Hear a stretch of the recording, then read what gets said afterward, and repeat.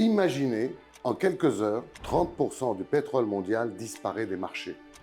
C'est le scénario que personne n'osait imaginer, et pourtant, les événements des dernières heures le rendent moins impensable qu'avant.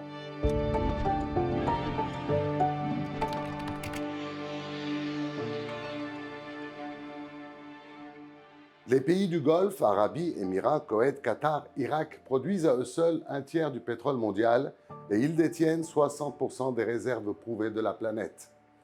Les cibles seraient connues. Abqaiq en Arabie, le plus grand centre de traitement de brut au monde, la raffinerie de Ras Tanura qui a déjà subi des dégâts le 2 mars dernier avec ses 550 000 barils par jour et les terminaux de gaz naturel de Ras Laffan au Qatar, frappés mercredi et qui alimentent l'Europe et l'Asie. Une attaque coordonnée sur l'ensemble de ces sites retire 20 millions de barils du marché mondial tous les jours. Conséquence, les marchés s'emballeraient immédiatement. Nous avons déjà vu le baril bondir à près de 120 $.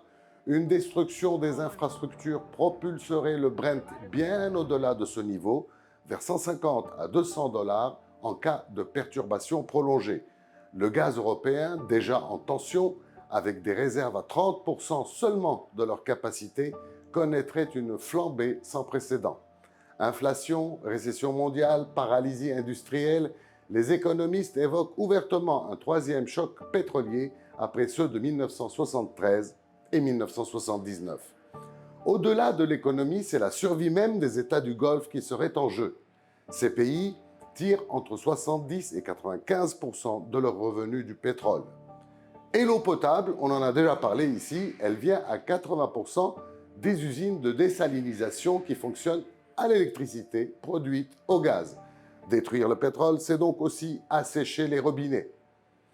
Ce scénario n'est plus de la fiction. Il est la ligne rouge que le monde entier voit franchir impuissant, mais décimé par les frappes, ce qui reste de dirigeants du régime iranien pourrait être tenté par un suicide collectif, économique et politique, le Kerbala qu'ils ont tant promis.